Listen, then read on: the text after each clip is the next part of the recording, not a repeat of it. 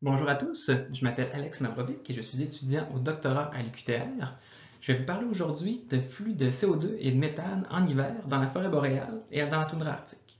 Les flux de CO2 et de méthane sont des échanges de gaz entre le sol et l'atmosphère. En hiver, ces échanges s'effectuent à travers les porosités du couvert de neige.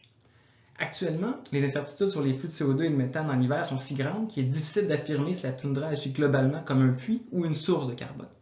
Et c'est dû à la rareté des données disponibles reliées à plusieurs difficultés techniques.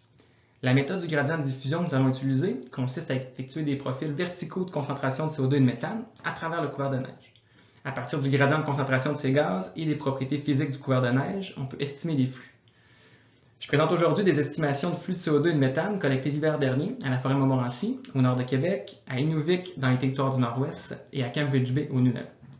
Nos résultats montrent une émission de CO2 vers l'atmosphère, autant en forêt boréale que dans la toundra arctique, avec une forte variabilité spatiale à l'échelle de la centaine de mètres. En accord avec la littérature sur le sujet, la température du sol semble être le principal moteur des flux de CO2 hivernaux, avec la majorité des flux devenant négligeables sous moins 10 degrés Celsius. Nos résultats montrent également des flux de méthane négligeables en hiver au site arctique, mais une claire absorption de méthane par le sol au site de la forêt Montmorency. Pour la suite, cet hiver, on tourne maintenant notre attention sur la variabilité temporelle des flux de nos sites d'études grâce à la collaboration d'équipes locales qui collecteront des données.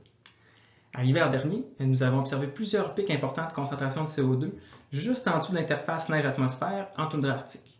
On va essayer de déterminer leur source, potentiellement des émissions à l'intérieur du manteau de neige ou encore du pompage éolien. Je vous remercie de votre attention et n'hésitez pas à passer à mon affiche si vous désirez en savoir davantage.